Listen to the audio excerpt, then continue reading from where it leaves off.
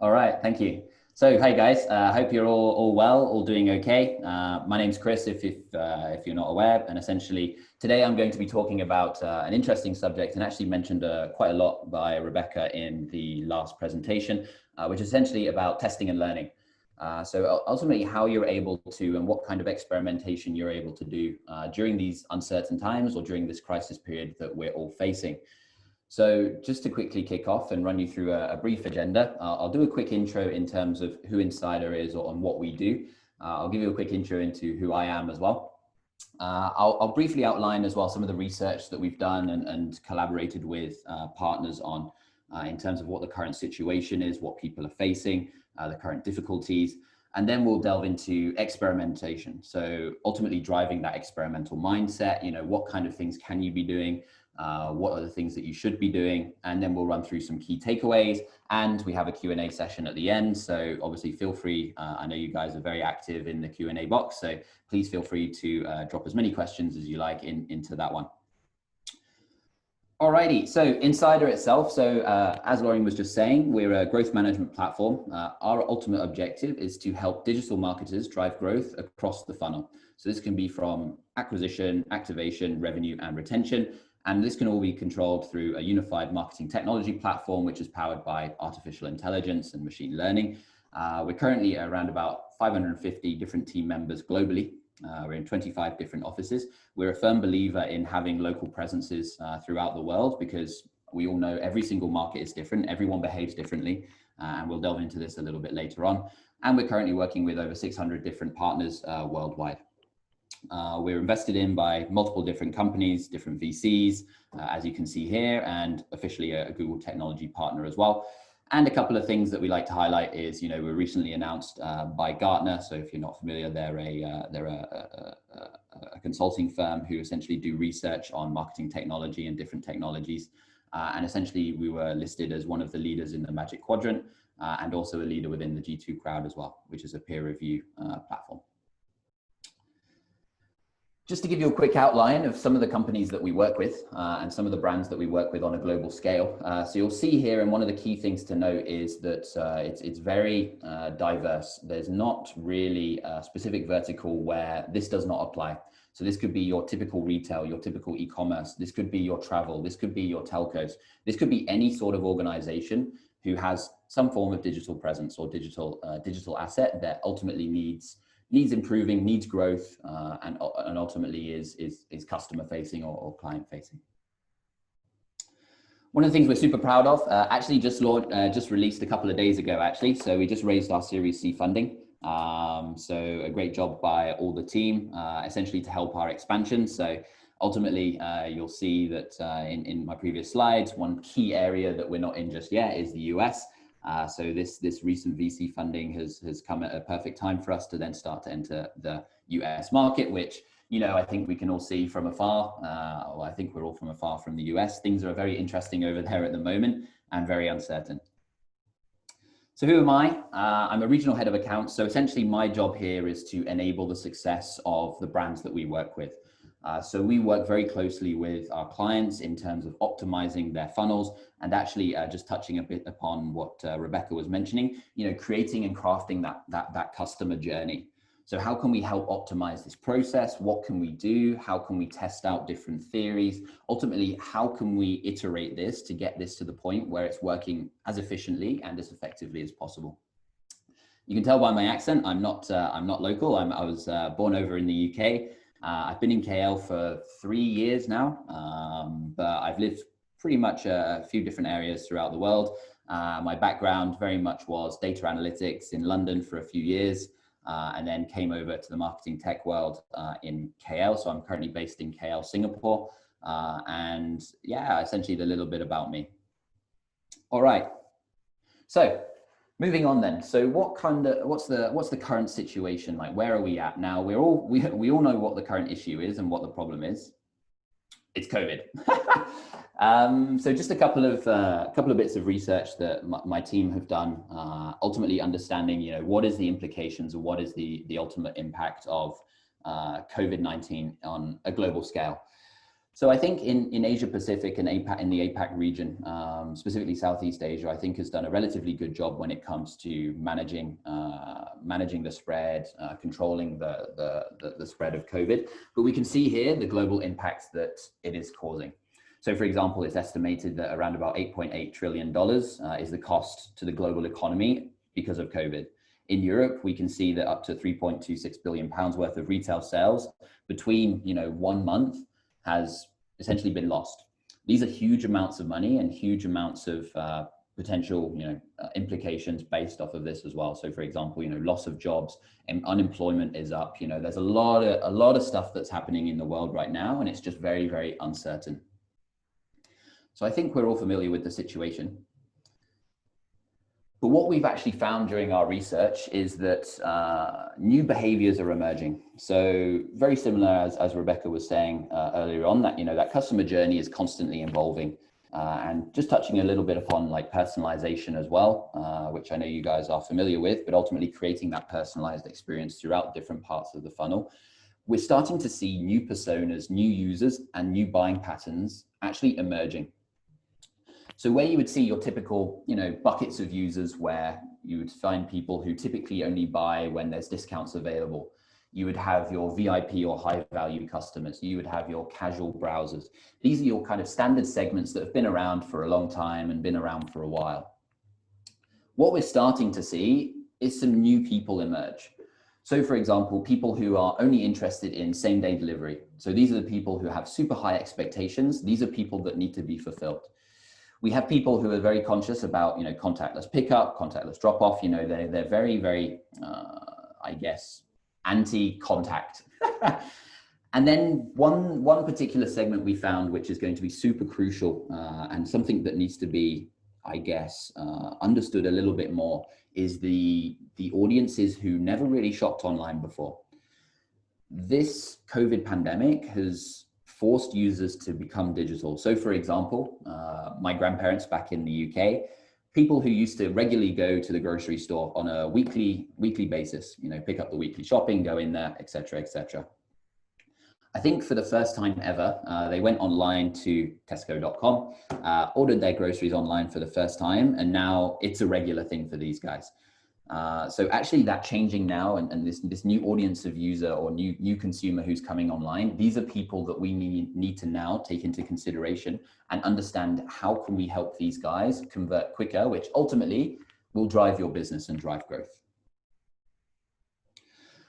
We're also starting to see that general kind of shopping behavior is also changing. So for example, people are starting to move away from a lot of wants because either availability, so we touched on this a little bit earlier in the previous presentation, like, the availability of stock, having things in stock for people, creating that not so good user experience if things are not there that they're wanting. But we're starting to see people now move into actually purchasing necessities. So it's this phenomenon known as like forced frugality. And what we saw is like data has shown that like survival products, water purifiers, solar panels, like lots of different things are actually up, 163% from the start of the year. So this is very, very interesting and shows you some very, very good opportunities that can arise through these kind of pandemics and these kind of crises. And here's just some research that we worked with on a partner. So ultimately understanding what are the categories that have had the highest impact, both negatively and positively. So as I'm sure you guys know, I was one of these guys who bought rowing machines, skipping ropes as soon as the COVID hit because I needed to keep in shape. And you can see, this is the highest growth area when we talk about an increase in purchasing across different industries. And you'll notice it tends to be the top five verticals or 5 categories that increase the most. We're all about kind of health, learning, development, and personal, like looking after yourself at a personal level. So these are the kinds of key areas that we're seeing major impact. And then obviously on the other side of this, your standard car products, fashion saw a decrease, events, different things had to move online. So we see and we know that currently it's a very topsy-turvy kind of world. So what are the current challenges? So ultimately we see there's a general decrease in consumption. So a lot of organizations who are omni-channel, as we know before, who have that offline presence as well as online, they're now trying to make up their offline sales with online sales, which, you know, is very, very difficult to do. It's a very different proposition. And as we can see, there are new personas and segments emerging online all the time. And we're also starting to see an increased appetite for necessities. So these are the three key challenges. Now, one of the things that's super key to handling this and really kind of solutioning to these problems and to these challenges is having this experimental mindset and being able to experiment. And as Rebecca was putting it, test and learn, test and learn, and test and learn. So this is very crucial in the ability to be agile, to adapt, and to survive. I mean, one of the things that we've noticed, we ran an event a few months ago now with a few different partners, and ultimately what we're able to see, we're all familiar with Charles Darwin and his theory of evolution, you know, the fittest survive. We're also starting to see now that tends to be the most innovative that also survive now. So people who are able to be innovative, agile, and adapt very quickly.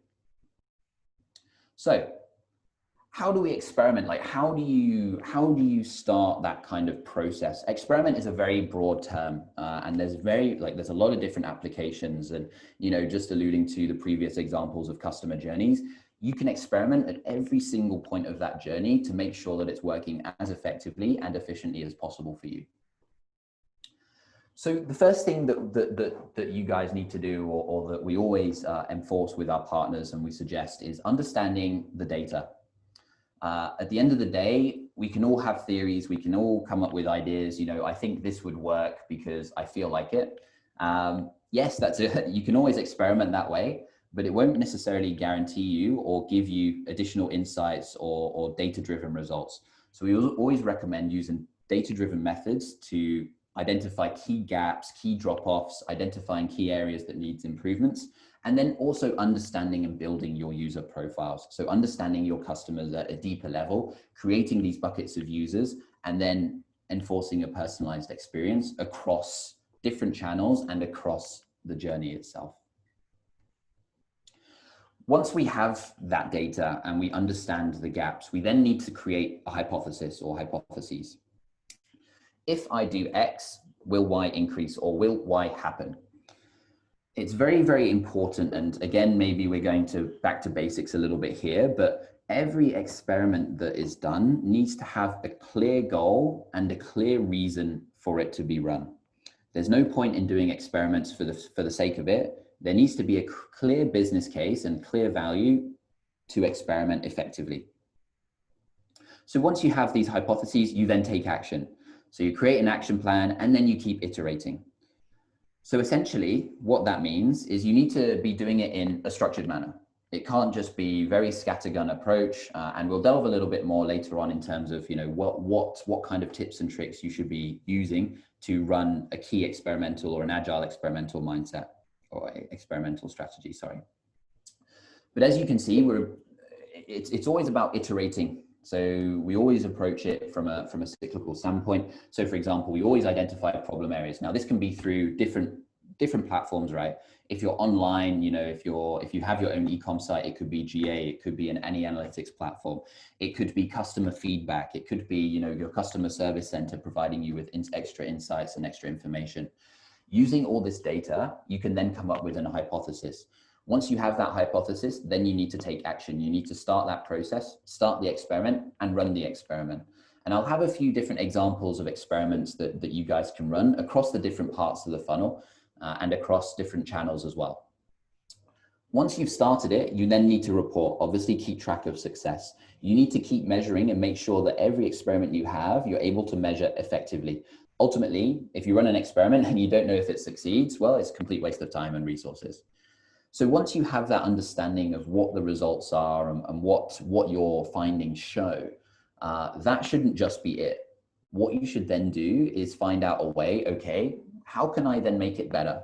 How can I improve it? Or maybe if the experiment fails, which, you know, is good as well, how can it maybe then be changed to succeed? So you always need to have this mindset of, okay, one thing works, how can I then improve it? One thing doesn't work, okay, why didn't it work, and how, like, what else can we do to potentially address this issue? So it's very important, guys, to keep this open mindset, or this open mind to experimentation and change and things like this. And here, I'm not going to spend too much time here, but this is just a rough outline of how experimentation is done, maybe a little bit more at enterprise level. But for example, what we would have is we would have different stories or ideas, right? So shortlisting your ideas. People have many different ideas. What you should do is you should prioritize. It's no good running everything at once, as Rebecca was saying before. It needs to be done in a structured way, and you need to find the high impact, high value areas first and prioritize these. So once you go through this, you can then go through your planning, develop the idea, develop the experiment, implement, and report. And again, this is just a rough outline of a structure which can be done through agile sprints. Again, if you guys are familiar with agile methodology, if not, you can obviously reach out to me at another time, and that's a whole nother conversation, which I think could be quite useful for a lot of people today. Okay. So moving on, examples of experimentation. So performance marketing is a key channel, be it SEO, SEM, display, Facebook ads, remarketing, et cetera, et cetera. It's a great opportunity to run different tests, different A/B tests, experiment with different copy, different visuals, different things. So as you can see here, this is just a rough setup as to what you can have. So you have your different ad campaigns. You then, within your campaigns, have different ad audiences. So for example, you have your people maybe who are VIPs, you have your people who are new to e-commerce or new to online. You have different audiences who you can then target. And then within these audiences, you can then serve different ads. So this is just a very quick example underneath here that you can see of the same ad with a different visual. And as Rebecca was saying, it's very important to get content and design right. And I think one of the questions about, what is a good design, or are there examples of good design? It's a great question, but it's also very subjective. And it's also something that you don't really know what's a good design until you test it out and you experiment and figure out, okay, is this design the best design possible for this particular audience? So it's having that particular mindset of being able to experiment effectively and understand what is possible. So as an example, like let's say the key challenge, based on what I know and what I see, the efficiency of my ad spend is not as high as many other industry benchmarks or things that I'm aware of in the industry itself. I want to increase the efficiency of my ad, and the way that I want to do this is I want to have a stronger CTA. I want to have a stronger visual that highlights a particular message in a different way. So on the left-hand side, you can see here, 500 plus Facebook ads that will inspire you, exactly the same as the second ad, but it's download ebook, small text, download icon, nothing there. On this particular CTA, we can see free ebook.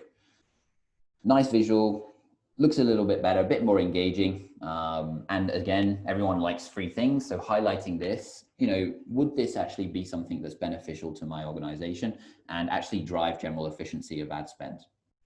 So what we can see, cost of conversion. So this is essentially how much does it cost for me to get somebody to actually click on the ad or purchase a product from my website when I run these ads. So you can see here with the left visual, you have a cost per conversion of around $2.6.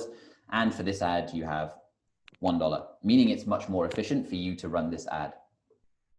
So what we can see is through experimentation, you're able to measure and compare. You should always be able to compare two different iterations and figure out which one works best.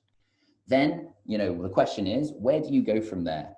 There's lots of different options and lots of different availability. And as you can see here, you can have up to 45 different variants, 9 different audience variants, a lot of different variations that can be run. So you should never be able to run out of ideas or anything like this. You can always test to see what works. Okay. Something as well that's super critical, and I think Rebecca touched upon it a little bit earlier as well, is that element of personalization. So something that we've run and worked with partners on in the past that works very, very effectively is creating that personalized experience. You want to experiment and have hypotheses. So for example, in this case here, where a new user for the first time will come to this website and this will be what they experience. However, let's say I'm a user who comes back after viewing cameras or anything like this. What we need to be able to do is personalize that experience and figure out, okay, like how can we increase or decrease the bounce rate of my homepage? So running this experiment of changing content, changing banners, changing different elements on the website to fit within a user profile, how is this going to help me? So this is something that's very possible. So the challenge would be, you know, let's say on my homepage, I have a very high bounce rate. It's something I need to address. You know, on average within e-commerce, we would expect maybe 40 to 50%. However, ours tends to be a little bit higher. So will personalizing the content based on browsing behavior help lower my overall bounce rate on the homepage? Will it actually lower and be effective in that way? You know, these are the kinds of micro conversions and micro goals that you can kind of set yourself with a view to increasing overall conversions, increasing that user experience on the website or any digital asset. So as we can see, we actually ran this experiment with another one of our partners, and we could see, you know, there was a large decrease in bounce rate for your user group, who this would impact. So you always run this concurrently. You should always keep it, you should always run these experiments at the same time. The reason being is, you know, you have seasonality, you have lots of different variables which can impact general kind of results. So for example, if you ran version 1 in week 1 and version 2 in week 2, it could be that you had a sale in week 2. Therefore, variant 2 is going to look and perform much better. So the experiments need to be fair. The experiments need to be very well thought out and need to be run concurrently. What you also should be doing is you should be testing out your email marketing. And again, this can apply across many different channels. It's not just email marketing. It's not just through on-site. It's not just through ads. It can be across many different things. So you can see here, for example, we have in a subject line, Topshop, 50% off from Topshop. We have here in the second email, Chris, 50% off for you. We're seeing here, we're adding an element of personalization, and you know, it's making it a little bit more one-to-one. So the challenge is they've noticed that their open rates are quite low. The hypothesis is if I add elements of personalization to my subject line, will I increase my open rates? Like, this is my hypothesis. So what we could actually see, again, running this experiment previously, is when you start to add elements of personalization, you can have large impact of open rate increases. It's important to actually connect to your user at that one-to-one level. As Rebecca was saying before, that customer experience is super critical, and it needs to be consistent throughout that journey. So actually using names, using personalized info is a great way to engage your user. And it's something that's very easy to set up. You know, it doesn't take a wizard to understand, you know, from my database, I have Chris, this is his email address. Let me run an experiment to see if I can boost Chris's open rate, boost his click-through rate, boost his general kind of engagement metrics, and drive overall on-site engagement and drive that purchasing. So this is super critical and super important to be doing. And always, you know, again, it doesn't need to be super complicated. It's the fact of just adding in a name to a subject line, which, you know, we should all be able to do because we all have a customer database. So what do you do after an experiment? I mean, just a few tips to help you guys out and where we found, you know, the most kind of help when coming up with new ideas or after we've run an experiment. So always be open and always ask more questions. You know, understand, why did this happen? Why were the results this way? What happened? Understand, ask. Always be learning, always be asking those questions. If the experiment is a great success, let's say, you know, it works very well, we increase our conversion rates, we increase our engagements. The next step would then to be break it down further. You know, create segments. Segment that experiment, segment to segment, and you can always get very, very granular with your segments. So with experimentation, it's great to start a little bit more top level, a little bit more holistically, targeting a wider audience, see what the general engagement is like, and then learn from there. So if we find that, you know, changing the homepage layout works very well, okay, let's change it differently for your new users, let's change it for returning, let's change it for high value, let's change it for discount. You know, all these different things and different experiments that you guys can run can be broken down to the next level. So ultimately, you should never be resting on your laurels. It should always be iterate, test and learn, as we said before. And then obviously you need to make sure you're tracking all your results. You cannot make informed decisions. You cannot ask the right questions. You cannot segment based on anything, just based on your general thoughts or anything like that. You need to have data. You need to understand what the data says, and you need to be able to make those informed decisions. So these are the three key things to be doing, after you're running an experiment. So actually, without these three key points, you kind of get stuck and you feel like, there's nowhere else to go because I've used up all that I can. So if I was to summarize three key takeaways or three key things for you guys to take away, again, I'm whizzing through this at quite a pace, so feel free to jump in with questions. But the keys to success that I foresee, one is the team is super important that you guys have. Having that open mindset, creating and delegating responsibility to somebody. Because at the end of the day, if you don't delegate this, or if somebody doesn't take ownership of that experimental mindset, of the experimentation itself, it's not going to get done. It's the same with anything. So it's about creating and fostering this culture within your business, within your company, to try out different things and to see what works. We tend to find with startups, smaller organizations that are a little bit more agile, this is less of an issue. It just tends to become a bit more of a prioritization. Set goals and targets. So again, using data, understand what it is that you guys need to be doing, and really set yourself goals, targets that you want to achieve, because ultimately, if there's no targets, there's no drive, there's no need for success. There's no way to track what you're able to do. And then it's just having that growth mindset, as I was saying before, learn, adjust, build, learn, adjust, build. We tend to find now a lot of, we work both in enterprise and SME and startups and things like this, and we see the mindsets.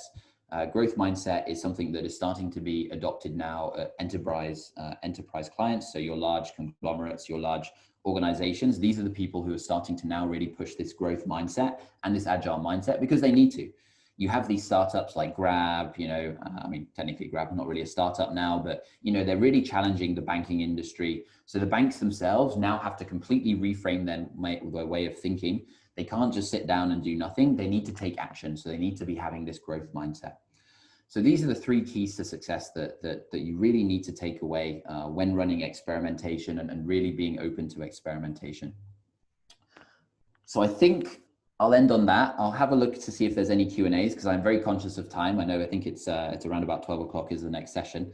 But I'll look through and see if there are any questions now. But yeah, I think that's it from my side. All right, fantastic. We don't have any questions for now, and I'm so sorry if I'm a little bit soft because my AirPods just gave out at me, so I'm going to be charging them in the next session or so.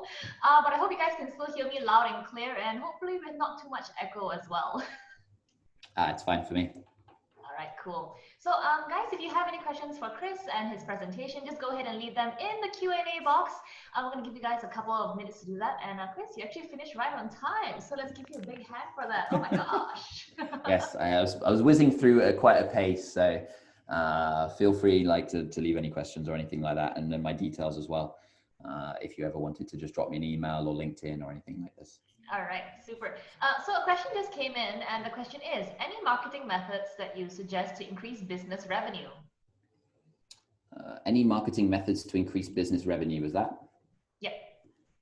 Yeah, I mean, it's a very kind of general question. So marketing methods, again, open to interpretation, right? So usually standard stuff is performance marketing. So increasing your ads that you're feeding out, your SEO, SEM, those kind of general marketing methods usually are working very, very well. If you don't have this, as Rebecca was saying before, it's going to be very, very tricky for you guys to succeed. The other things that I would say that are worth looking into, obviously your email marketing, your automations, making sure you have everything set up in an effective way is super critical. One of the interesting marketing methods actually that you wouldn't really think would work that well would be using SMS and direct mail more.